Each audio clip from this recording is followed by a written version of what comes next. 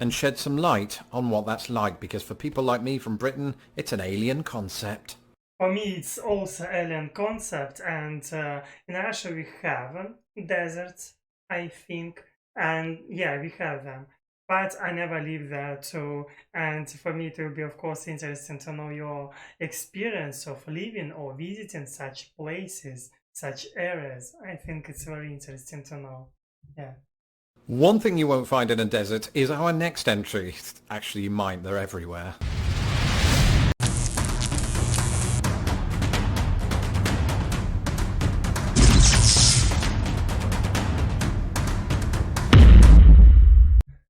Yes, yes, it's me, Alex. Hello, my dear friends. My name is Alex and I study English. And today with you, we will watch another video. This video from channel Lost in the Pond, and this video is named 10 Things America Has That Britain Doesn't. And yes, I believe this video will be very interesting for me, and I will leave link below from original video, and you can support me. Leave like and subscribe to me, appreciate it very much, and help me in PayPal and be my Patreon. Yes, it means for me a lot. And let's go, let's find out about little, yeah. Okay, let's go.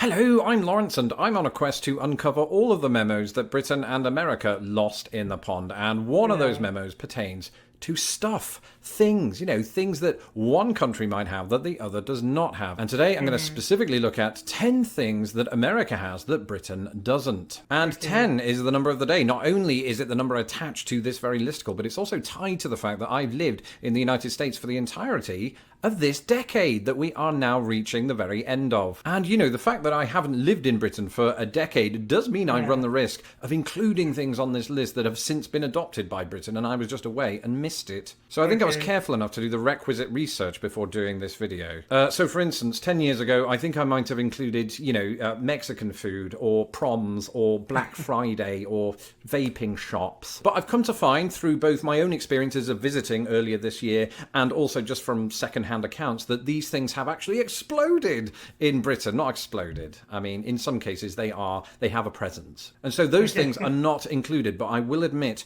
that some of the things on my list do have an isolated presence in the United Kingdom. They're just not used or seen or, experienced on a grand scale like they are here in the United States. And so without further ado, let's take a look at 10 things that America has that Britain does not. Let's go. Yes, wooden houses. So growing up, I watched a lot of American films. Yeah, I think in Russia we have a lot of wooden houses. Yeah, it's true. The Goonies, for example, that depicted these wooden houses, and they always seem really sort of romantic to me. I don't know why. We don't really have them in Britain, or at least we don't have them en masse, shall we say. Most houses that you'll find in Britain are made of brick, rock solid, right? But the structural integrity of these American houses, these wooden houses, I am led to believe, is still good. It's nothing to worry about. And you might be wondering, well, why does America have so many of these wooden houses? Well, firstly, they're cheap.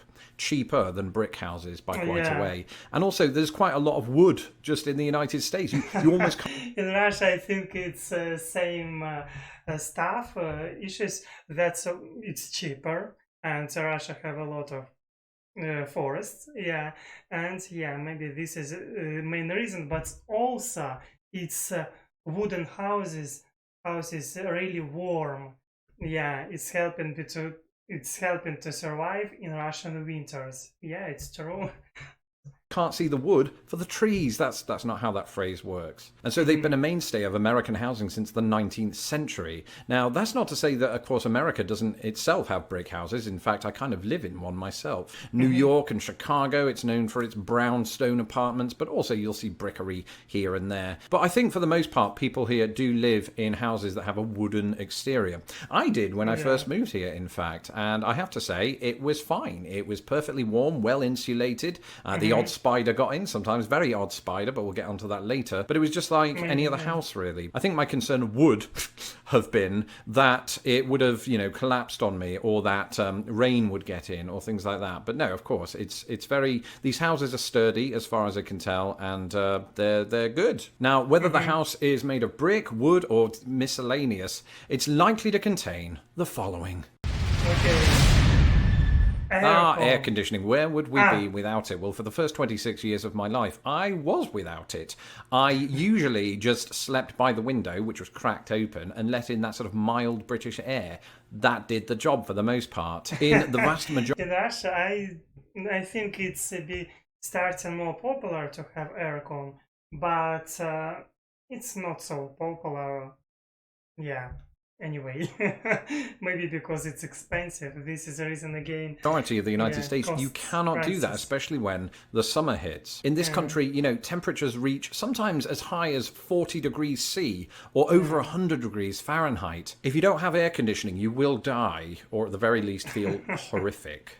Now, again, in Britain, you will find exceptions to this rule, particularly in public places, but for the vast majority of people, air conditioning is not a thing in their homes. And thankfully, neither is the following.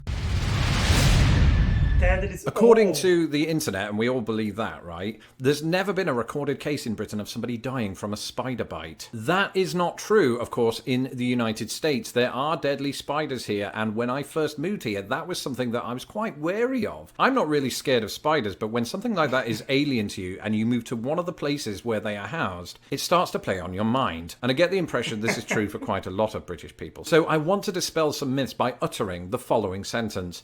I, Lawrence Brown, have never seen a deadly spider outside of Indianapolis Zoo. It was supposed to be there. It was part of the attraction. And that's because they're quite rare. Okay, so the two spiders that you've really got to be wary of, but not that wary of, are black widows and brown recluses. I lived in Indianapolis. Brown recluses there are in fact indigenous to Indianapolis and some other surrounding states and the South. But here's a few things that you need to know about brown recluses. Firstly, they're recluses. You'll rarely ever see them. Again, I haven't. Secondly, they're not particularly vicious. They're not actually aggressive spiders. They're really only going to attack you if you prod them. And if you do that, then you deserve to be bitten. And as for black widows, you're probably never going to see one, but if you do, make sure it's not female. The female of the species is more deadly than the male, because they're the only ones that can kill you. If I've not seen a deadly spider in 10 years, then you'll be fine, right? That's not how you're going to die. You're going to die of heart disease. I mean, that's statistically likely. So, Merry Christmas! But speaking of things that are deadly, here's something else Britain doesn't have. Yes, about black widows, of course, widows. Yeah, I think in Russia we have them. Yeah, and I never heard what people were attacked by black widows in Russia and killed by them. I never heard this. And deadly tornadoes. Sometimes we have them, especially in the western part of Russia, in the south. Yeah, we have such stuff. Yeah. Now, again, I do want to reiterate that tornadoes absolutely exist in Britain, but there have been no recorded cases of fatalities. That's quite true. Oh. I do remember there was a close shave in Birmingham in the 2000s. They're usually really weak. I remember one turning up at the beach where I lived near, and the extent of the damage was a fallen deck chair. We don't have anything to worry about in Britain when it comes to tornadoes, but in America, of course, that ain't true. Now, again, when it comes to America, heart disease is the thing that you most need to be worried about. You're not very likely to die of a tornado, but that doesn't mean that people don't. Nature can be very, very punishing, and if you live in the Great Plains, or you live in the Midwest, or you live in the South, or other pockets of the United States, you may well encounter a tornado. But as with deadly spiders, I have to report to you today that in my 11 years of living in the United States, I've yet to encounter a tornado. That doesn't mean that I'm not going to one day, but remember that the United States is very large. So when these tornadoes turn up, they don't affect the whole state that they're showing up in. It's just a very small area of that state at any given time. Now, I did once encounter a tornado warning in which the wife and I and the two cats that we had at the time had to huddle together in the tiniest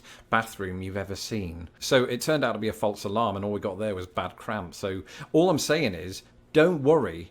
Come to the United States, move to the United States. Do not be worried about tornadoes. Unless you see one, then run. Very good advices. Yeah, I will use them in the future. Deserts, deserts. Okay. What? Britain doesn't have desserts? Outrage! You were reading too Deserts. fast. It said deserts. Yes, that's right. With the exception of the Dungeness Headland in Kent, Britain does not boast any deserts, and even that one is debatable. But the United States, specifically the western portion of the United States, is quite known for its deserts, with Mojave and the like doing their thing. And that again just speaks to the vast terrain of the United States that I didn't even touch on in the video that I did previously about that very thing. So yes, you have large mountains here, you have the flatlands of the Great Plains, you have swamps, something else I didn't touch on, but deserts are a key feature of the West. You don't really want to find yourself, tornadoes or otherwise, stranded in one of those without a water bottle. So basically, in America, don't mess with Mother Nature.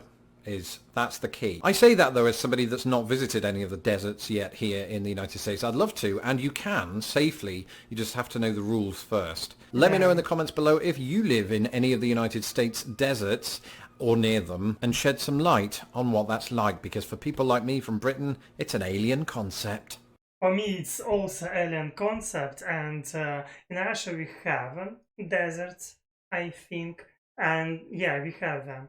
But I never live there too, and for me it will be of course interesting to know your experience of living or visiting such places, such areas. I think it's very interesting to know. Yeah.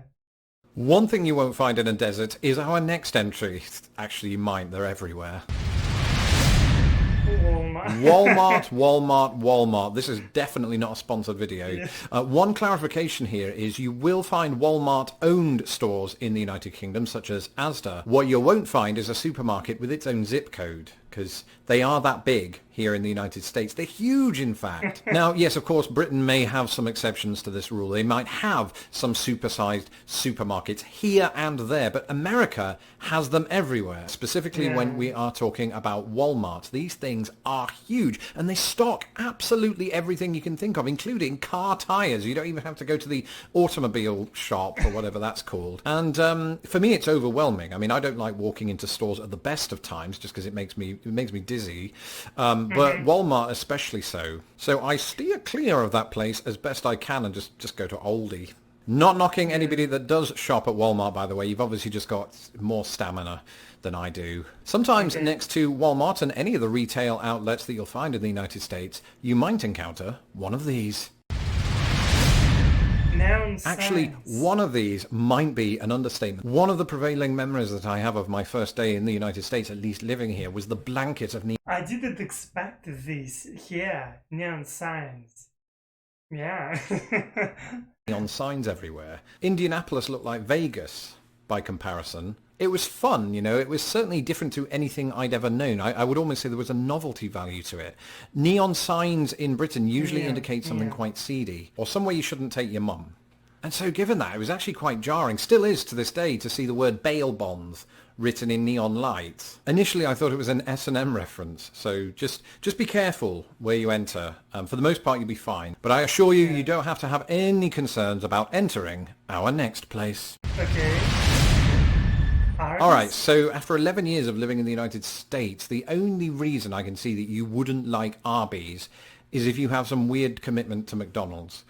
Or if you're a vegetarian/vegan, then I can see it. But Arbys is without question my favourite fast food restaurant. I don't eat it every day, because it's fast food restaurant. I never thought about such a brand before.